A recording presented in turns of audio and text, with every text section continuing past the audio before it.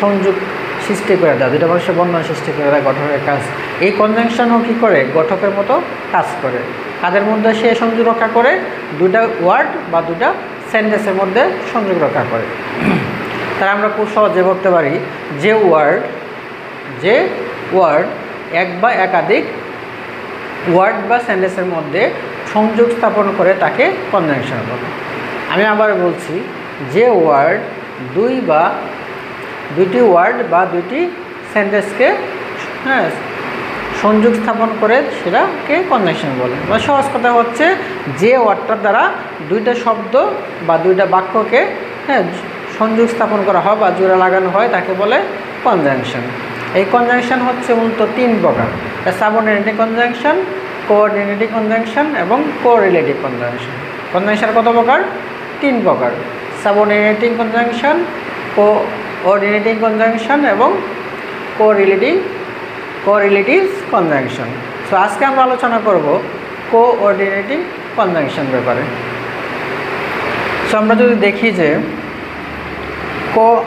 COR, আমি টোটালটা লিখি নাই, সংক্ষিপ্ত হয়ে লিখেছি কোঅর্ডিনেটিং কনজাংশন। এই কোঅর্ডিনেটিং কনজাংশনকে সহজে মনে রাখার জন্য এখানে আমি ইউজ করেছি একটা শর্টকাট একটা ওয়ে ইউজ করেছি, কীভাবে আমি কোঅর্ডিনেটিং কনজাংশনগুলো মনে রাখবো, কীভাবে সাবঅর্ডিনেটিং কনজাংশন মনে রাখবো। এই প্রত্যেকটা কারণ কোঅর্ডিনেটিং কনজাংশন সাবঅর্ডিনেটিং কনজাংশন অনেক, এটা আসলে 3টের মধ্যে শুধু অনেক, যেহেতু অনেক, তার অনেকগুলো আমি কীভাবে মনে রাখবো, এটার জন্য একটা শর্টকাট পদ্ধতি অবলম্বন করেছি। সো কোঅর্ডিনেটিং কনজাংশন মনে রাখার সহজ উপায় হচ্ছে আর, ফ্যান, বয়েজ। কি বলছি? আর, ফ্যান, বয়েজ। এখন দেখেন, আর মানে হচ্ছে আরতে হয় রেদার, আরতে রেদার, এফতে ফর, এতে এন্ড, এনতে নর, বিতে বাট, ওতে ওর, ওইতে ইয়েট, এসতে সো। তার মানে আমাকে প্রথমে মুখস্থ করে নিতে হবে আর, ফ্যান, বয়েজ। কোঅর্ডিনেটিং কনজাংশন মানে হচ্ছে আর, ফ্যান, বয়েজ। আর, ফ্যান, বয়েজের মধ্যে কী কী পড়ে? আরতে রেদার, এফতে ফর, এতে এন্ড, এনতে নর, বিতে বাট, ওতে ওর, ওইতে ইয়েট, এসতে সো। তার মানে এই শব্দগুলো হচ্ছে কোঅর্ডিনেটিং কনজাংশন। এখন যদি কোনো বাক্যের মধ্যে আমার এই শব্দগুলো থাকে, এটা এই বাক্যটা প্রথমত আমি বুঝতে পারবো এই বাক্যটা কি কনজাংশন, এই বাক্যটা এই শব্দটা কনজাংশন। আমি তোমাকে বলে যে এটা কোন কনজাংশন, এটা এই বাক্য বল, তখন আমরা মনে রাখবো আর, ফ্যান, বয়েজ। মানে আর, ফ্যান, বয়েজ যে ওয়ার্ডগুলো হবে, এই ওয়ার্ডগুলো থাকলে হবে কোঅর্ডিনেটিং কনজাংশন। তার মানে এখানে আমি যে বাক্যগুলো লিখছি, এই বাক্যগুলোর মধ্যে যত কনজাংশন আছে প্রত্যেকটা কনজাংশন কি কোঅর্ডিনেটিং কনজাংশন। দেখি, দ্য ম্যান ইজ পুর বাট অনেস্ট, বলছে মানুষটি গরিব কিন্তু সৎ। এখানে এই পুর এবং অনেস্ট এই দুইটা ওয়ার্ডকে যুক্ত করছে কে? বাট। তার মানে বাট হচ্ছে একটা কনজাংশন। যেহেতু বাট আর, ফ্যান, বয়েজের মধ্যে আছে, তার মানে বাট কোন ধরনের কনজাংশন? Coordinating conjunction. কি, অপু অ্যান্ড দীপু আর 2 ব্রাদার্স। অপু এবং দীপু 2 ভাই। আমরা এখানেও দেখতে পাচ্ছি অপু এবং দীপুকে অ্যান্ড কনজাংশন দ্বারা যুক্ত করা হয়েছে, অ্যান্ড শব্দটা দ্বারা যুক্ত করা হয়েছে অপু এবং দীপুকে। তার মানে অপু এবং তার মানে অ্যান্ড কি কনজাংশন, কিন্তু সেটা কি কনজাংশন?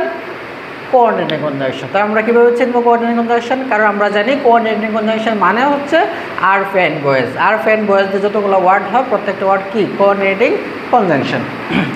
আই রেসপেক্ট হিম, আমি তাকে সম্মান করি, অ্যাজ এ ডক্টর, একজন ডক্টর হিসেবে। তার মানে হিম এবং এ ডক্টর, এই হিম এবং ডক্টরকে যুক্ত করেছে কি দ্বারা? এস দ্বারা যুক্ত করেছে। তার মানে এখানে এসটা হচ্ছে কি প্রথমত কনজাংশন, দ্বিতীয়ত কোঅর্ডিনেটিং কনজাংশন।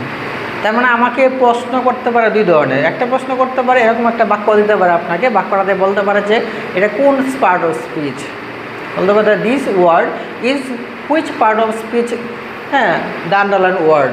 বলতে পারে কি যে which part of speech the underline word, বলছে আন্ডারলাইন শব্দ, আন্ডারলাইন যে ওয়ার্ডটা আছে এটা কোন পার্ট অফ স্পিচ। যদি এই প্রশ্ন আপনাকে করে তাহলে আপনার এটা বলতে হবে কি এটা কনজাংশন। আর যদি প্রশ্ন করে যে এটা হোয়াট কাইন্ড অফ কনজাংশন, মানে কোন ধরনের কনজাংশন, এই শব্দটা কোন ধরনের কনজাংশন, তখন আপনাকে উত্তর দিতে হবে এটা হচ্ছে কোঅর্ডিনেটিং কনজাংশন। কারণ আমরা তো আগে বলেছি যে আর, ফ্যান, বয়েজ থাকলে কি হবে? কোঅর্ডিনেটিং কনজাংশন হবে। আর তখন আমার এই জিনিসটা মুখস্থ রাখতে হবে। তারপর we went to a store, we wents to a store, সে একটা স্টোরে গিয়েছিল। For he needed some food, কারণ তার কি কিছু খাবারের প্রয়োজন পড়ছে। এখানে দেখেন এখানে কি আছে, ফর আছে, কি আছে, ফর। আমরা সাধারণত জানি ফর কি, প্রিপোজিশন। তার মানে একটা বাক্য আমরা পরীক্ষায় প্রশ্ন আসার সাথে সাথে আমাদের সামনে যখন প্রশ্ন আসে আমরা ফর দেখার সাথে সাথে কী করি, চোখ মুন্দে চোখ অফ করে দাগিয়ে ফেলে যে এটা কি প্রিপোজিশন, বলে কোন পার্ট হয়েছে, বলে এটা প্রিপোজিশন। আসলে এই সেন্টেন্সে এই ফরটা প্রিপোজিশন না, এখানে ফরটা হচ্ছে কনজাংশন। তার মানে অবশ্যই আমাকে কী করতে হবে, খুব দ্রুত দাগানো কোনো কিছু দ্রুত সলিউশন করা যাবে না, আমাকে চিন্তা করতে হবে। কারণ একটা কোয়েশ্চেন যখন করা হয়, কোয়েশ্চেনটা দেখতে যত সহজ হয় আসল বিষয়টা তত সহজ থাকে না, তখন আমাকে বিষয়গুলো চিন্তার মাধ্যমে চিন্তা করে বা একটু সময় নিয়ে দাগাইতে হবে। এখানে ফরটা হচ্ছে কনজাংশন, কারণ এখানে ফর মানে জন্য অর্থ প্রকাশ করছে না, এখানে ফর মানে কারণে অর্থ প্রকাশ করছে। ফর দ্বারা যখন কারণ অর্থ প্রকাশ করে তখন সেটা হচ্ছে কনজাংশন। আবার দেখেন এখানে আমরা বলছিলাম কনজাংশন কখন হবে, যখন দুইটা শব্দ বা দুইটা বাক্যকে যুক্ত করবে। এখানে দেখেন হি ওয়েন্ট টু স্টোর, সে একটা স্টোরে গিয়েছিল, হি নিডেড সাম ফুড, তার কিছু খাবারের প্রয়োজন ছিল। এই দুটো বাক্যকে যুক্ত করেছে ফর। এই ফর এবং ফরের আগে কি আছে, কমাস, ফর আগে কি আছে, কমাস। তার মানে এই দুটো বাক্যকে যুক্ত করেছে কি, কোনো একটা ফর। তার মানে ফর এখানে প্রিপোজিশন না, ফর এখানে কনজাংশন। কি কনজাংশন, কোঅর্ডিনেটিং কনজাংশন।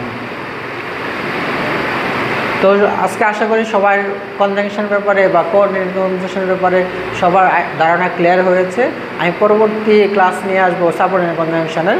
সো এই পর্যন্ত সবাই ভালো থাকবেন এবং আমার জন্য দোয়া করবেন, এবং যদি আপনার মন চায় ভিডিওটি শেয়ার করবেন।